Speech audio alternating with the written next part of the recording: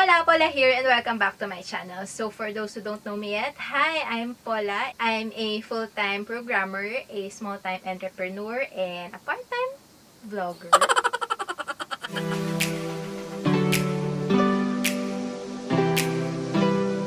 So for this time, as you can see in the title, I'll be doing a 5-minute makeup look. I'll be using a timer. So ipapakita ko sa inyo kung ano yung usual kong ginagawa sa aking face kapag nagpe-prepare, and ililimit natin siya in 5 minutes. So yun lang guys, if you guys are interested, please keep on watching. Okay, so ito na ang face ko without any makeup on or anything. Wala pa rin yung moisturizer or such. So ito na yung aking timer.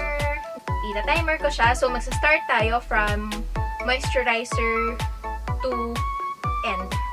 So, yes, let's start. 1, 2, 3, go! So, okay, first things first, hindi pwedeng mawala yung moisturizer kasi sobrang dry ng skin ko talaga, as in. I'm using this Nature Republic's Nail Solution. This is my second bottle now. It works wonders talaga. So, tapos na ako sa moisturizer. Usually, ang next ko talaga is kilay. Kasi, as you can tell, wala talaga akong kilay. So, 4 minutes and 36 seconds na remaining. Okay. So, yung pagkikilay ko, make it or break it talaga. Kasi, wala talaga akong kilay. So, kapag pangit talaga yung pagkaka-apply ko, ewan ko na lang. So, but I'm using this castor oil I bought from something sa Beauty M&L, and I've been using it for months. Hindi ko alam kung may natulong ba siya or what. So, 4 minutes remaining. So, I'm using Pink Kiss Collections. So, super long pencil, brow pencil, and 110 pesos lang siya. Itong shade nito is medium brown. So, I think it's enough. Okay. So, next is eyebrow mascara. I'm using Maybelline Brow Mascara. Just because. Usually, ginagamit ko yung Nichido. Pero ito, nabili ko kasi siya parang 70% off at or 50% off. Kaya bumili ako. Ayan, tinry ko. Okay, I'm done with the brows. So, 3 minutes remaining. So, usually, hindi ako nagpa-foundation talaga. So, ano lang ako tawag dito? Concealer. So, yung eye bags, ang ginamit ko is yung Age Rewind ng Maybelline. So, eye bags lang tsaka eye lids yung nilalagyan ko. Okay. 3 minutes remaining. So, next is the blush. I'm using this Careline Rose Stick.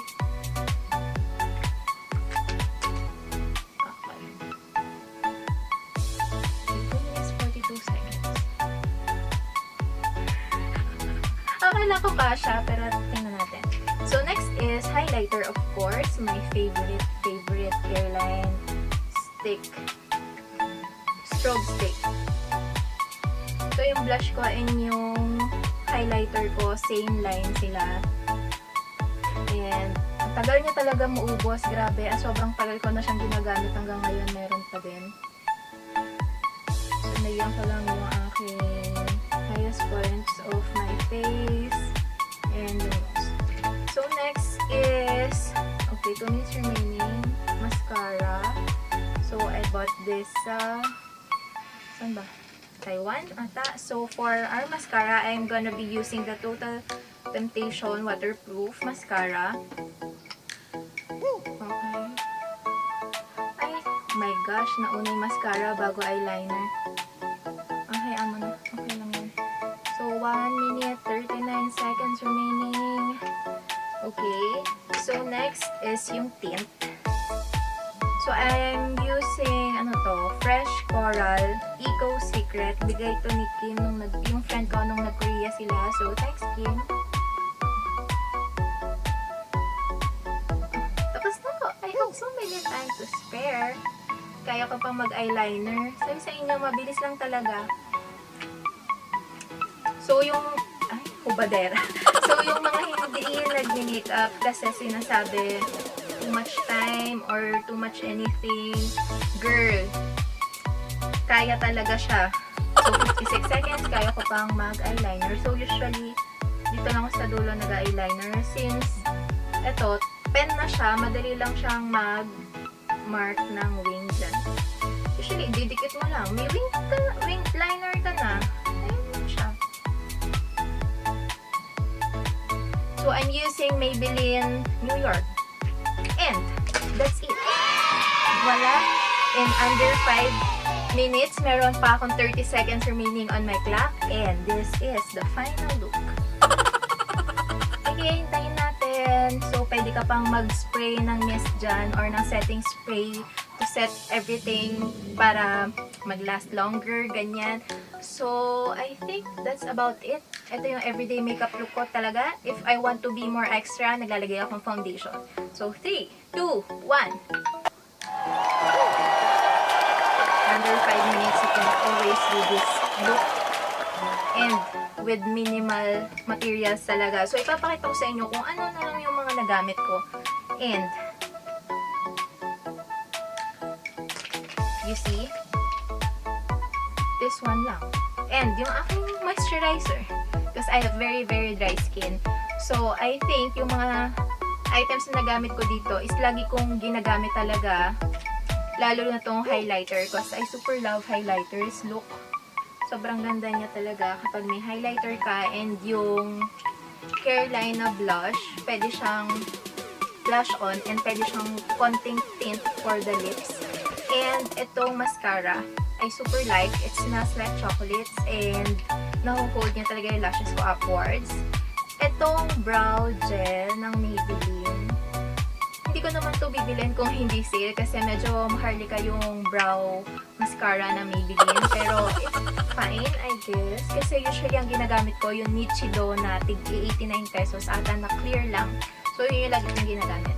And itong Nature Republic Nail Solution, if meron akong masasuggest na moisturizer for a very, very, very, very dry skin, I suggest you buy this one. This is my second bottle. Kasi yung snail solution ng Nature Republic, meron siyang parang mga percentage eh. Meron siyang 70% snail solution ata, if I'm not mistaken, correct me if I'm wrong. And then meron din siyang 40%. Yung unang bottle ko, 70% snail emulsion extract ata siya. And I like that one better. Kasi yung second bottle ko, tinry ko tong 40% lang. Kasi itong malaki ng 40% na price, kapresyo lang nung maliit na bottle ng 70%. So, medyo naghihikahus tayo mga best. So, itinry ko tong 40% snail solution na big bottle. And it's not moisturizing tulad ng 70% na snail solution. It's just that I have to put more than usual if I use yung 70% na snail emulsion ng Nature Republic. So, I guess, nakita nyo medyo iba yung background ko and meron ako mga fairy lights dyan. Nandito ako sa loob ng room. Why? Kasi usually nasa labas ako, diba? Kasi nga may ilaw and sobrang dilim dito sa room. I bought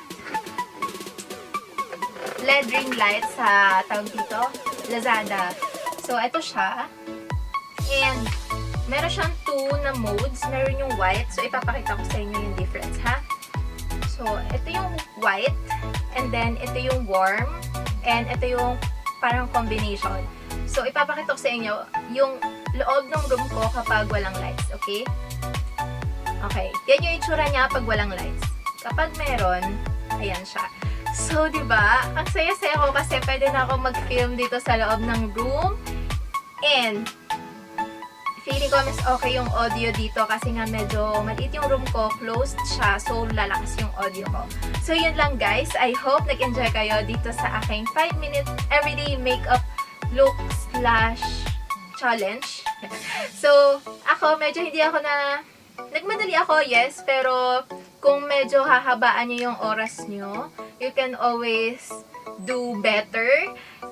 Pero yung sa mga walang time, ganyan, actually kaya mo itong gawin sa bus eh.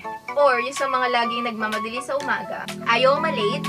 So pagpasok nyo, syempre, agahan nyo ng konting-konti lang. So you'll have your time to put on simple makeup lang. If you just want to feel extra fab for that day. Sa CR lang, kahit 5 minutes lang. Kung kaya ko, kaya nyo rin. I hope you enjoyed this. And yung sa mga hindi pa nagsasubscribe, please do consider subscribing. Hit on the subscribe button down below and click the bell button so you'll be notified whenever I upload new ones. So, yun lang guys. Bye!